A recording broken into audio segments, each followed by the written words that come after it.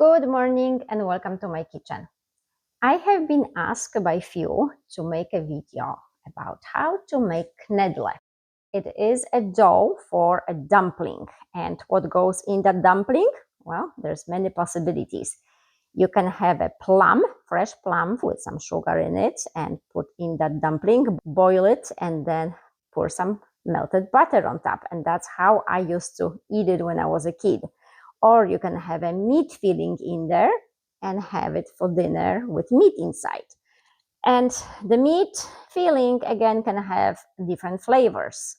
You can put mushrooms in, you can put sauerkraut in, so you can create your own filling and flavors to it. Today, I will mainly concentrate on how to make that dough for those dumplings. And if it goes fast, and I can also explain about the meat filling that I'm making, then I will combine those two into one. But if it's too long, then I will put two videos separately for the dumplings and separately for the meat. And then attach it on the end so you know where to go, where to click to have it, to have that connection and not be looking for it. Polish dumplings today. Welcome to my kitchen and thank you for watching. I've got about 600 grams of potatoes boiling after I peel them, and that is about 1.3 pounds. In addition, what I need is have a teaspoon of salt, 1 cup of all-purpose flour, which is about 120 grams, and 1/3 of a cup of potato starch, and that should be about 50 grams.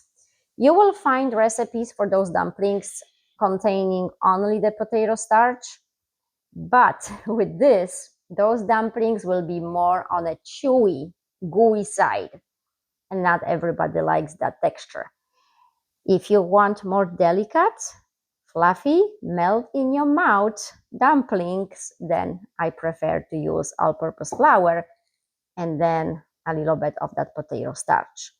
In addition, you will need some flour on your board because that will be very gooey dough. You do not want to add more flour thinking that the dough is too gooey and sticky. You want delicate dough, delicate dumplings.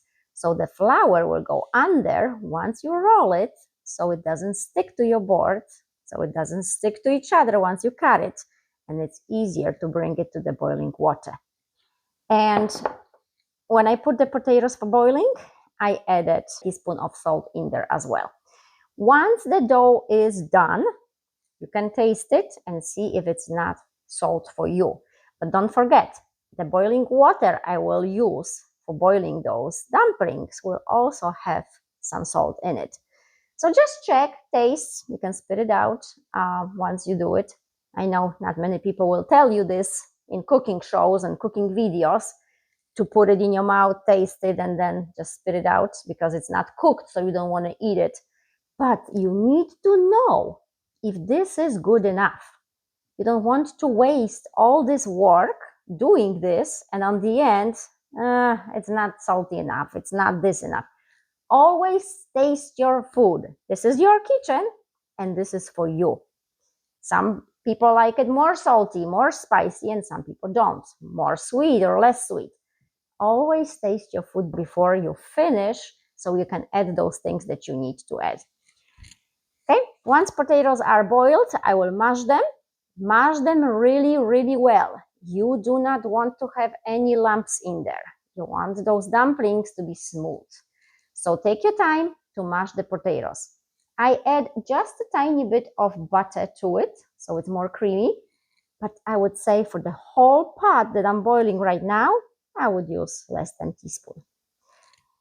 So the next part is mashing potatoes and then combining the flours. And an egg. Let's not forget about an egg. Egg is also important part of getting and gluing all the components together. Once potatoes are boiled soft, I want the water out and then leave them so all the steam, extra water evaporates. I do not want watery dumplings, so you want to make sure that your potatoes don't contain any extra water. or you can turn on the heat again and only for a few seconds let it dry out. Let all the steam escape.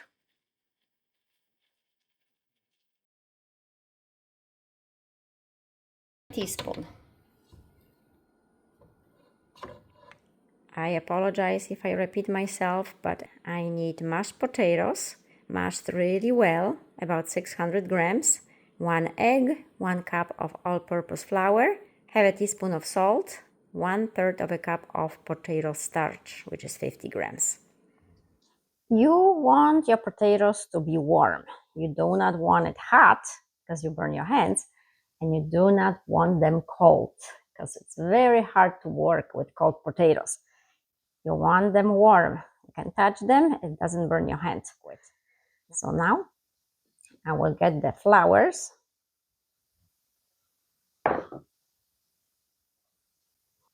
and an egg.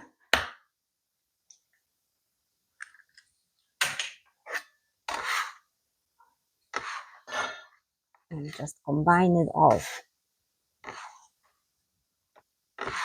And I already set a big pot of boiling water on the stove.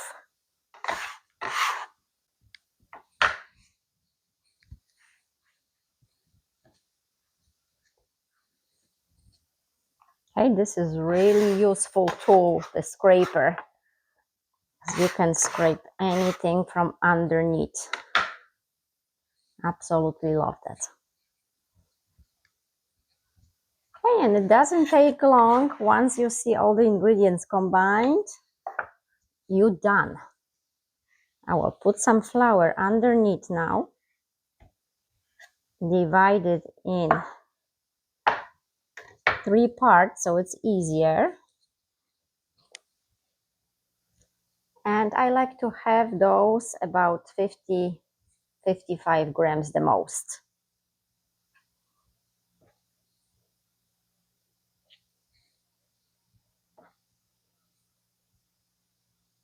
Of course, depends how big or small you want them to be. But for me, it's the easiest when I have about that size. I have about 15 dumplings. And time for the filling. So I have a meat filling and I used beef, shoulder part. First, I got the beef into smaller pieces with a little bit salt, pepper, a little bit garlic, and then on a pan, so I can sear it, so I can see the charcoal, and then put it in slow cooker. I also got 2 cups of chicken broth in it, some onions, some garlic, some mushrooms, some cabbage, and a little bit of sauerkraut. And this slow cooked for 6 hours. The traditional recipe for those dumplings calls for using ground beef or ground pork, or you can mix them together, some onions, garlic, salt, and pepper, and that's it. And I like to have it a little bit more flavor than that, and I do prefer that kind of a filling instead of traditional way. But under the video, I will have both posted, the recipe that I use, the traditional way, and then of course you can put fruits in if you choose to have plums or strawberries, and it will work as well, because that's what I had when I was a little kid. So this is ready. So what I do now, I make it into a round shape, and that extra flour I told you about, I would flatten it and then put the filling in, about a tablespoon, and then lock it in. So you squeeze the ends just like I make pierogi. Squeeze it in. I can fit just a little bit more.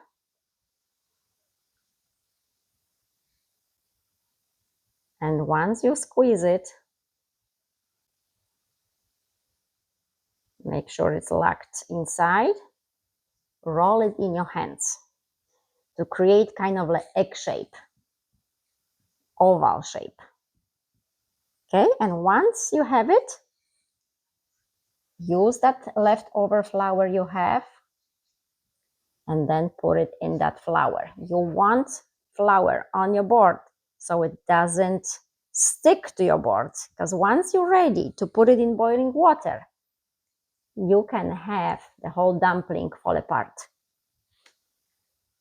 Okay, and another one. So flatten it. And then a big tablespoon of that filling in.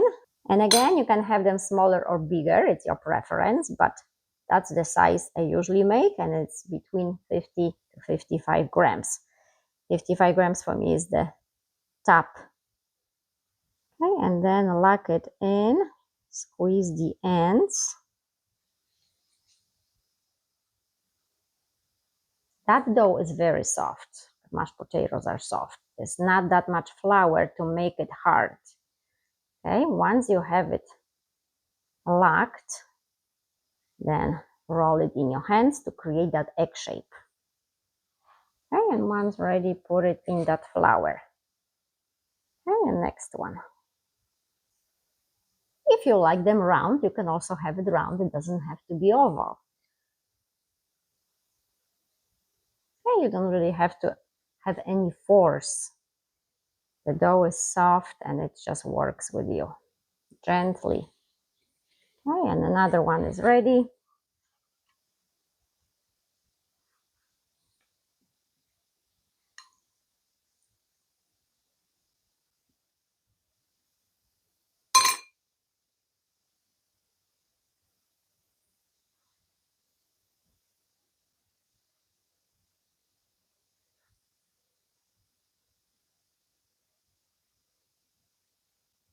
Okay, squeeze gently.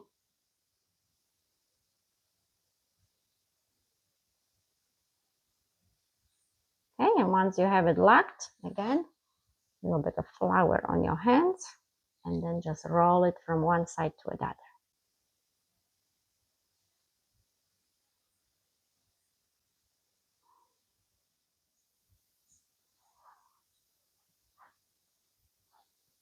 Okay, and another one is ready. Two more to go. Dumplings are done, almost ready to go and boil those. But before I do that, one more thing I want to mention. So that was my slow cooker meat I told you about. And all that juice I reserved because I will make sauce out of it, adding a little bit of heavy whipping cream, soy sauce, salt, pepper, whatever I need as far as spices go, with a bit of flour to thicken it up, and then pour the sauce over my dumplings. Traditional way is just butter with sauté onions. And of course, you can do it like this. So that's just an option. I like to have sauce out of the meat that I slow cooked. For me, it is more flavor that way. So again, when I make that separate video or connect it all together, depending how long it's going to be, I will slowly explain what I'm doing, how I'm doing, and creating that sauce as well. Water is boiling with some salt. You can also add a beef cube or chicken cube or veggie cube to it. So that way your water has more flavor. And you will need something like this to pick them up. Also, it's not fancy, and it's not about fancy and pretty. I just want a bigger dish for all of them when they're ready to take them and put them in here. So I have the space that I need. And I put some butter over so they don't stick together. Okay, now I'm ready to boil those. Okay, I want to create this tornado. Just spin your water and then drop. Okay, just in case they stick to your board, again, this tool helps so much. I will divide them in half. I don't want to overcrowd because they need some space in between. Okay, that will be one more here, and the rest will go in my next batch. So again, want to spin it so they don't stick. Gently. I don't want to break them. Remember that potato dough is very delicate. Once they start boiling, they'll come on the surface. I don't want to have more than slow medium heat. And 5 minutes later, I will take them out. And as you can see, those came to the surface. So 5 minutes boiling gently, and I can take them out. Okay, it has been 5 minutes. So now gently, I will take those out.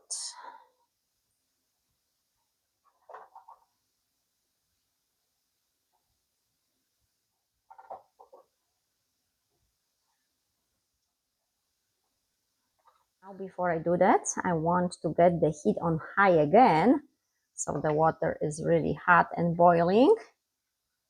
Because once I put those in, the temperature will drop a little bit. Once they come to the surface, I will lower it again.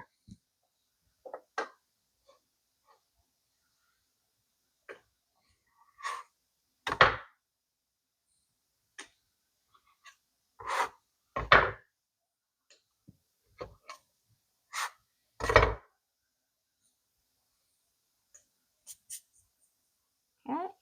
The swirl again, tornado, gently, so you don't touch the dumplings. You don't want to break them. But you want to create the movement so they don't stick.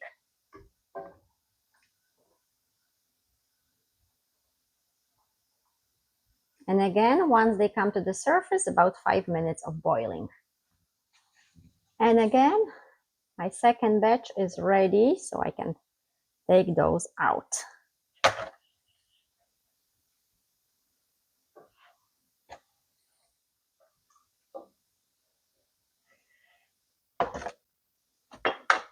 And as I mentioned before, I had reserved that juice from the meat that I slow cooked. I added a little bit of flour and heavy whipping cream to it, a little bit pepper, soy sauce, and that sauce is ready. So I will pour it over. I will pour over those dumplings and dinner is ready. I will cut one in half and show you how they look like on the inside. Thank you for watching. Smacznego. If you choose the sauce, the recipe will be coming up as well. Thank you for watching. Smacznego.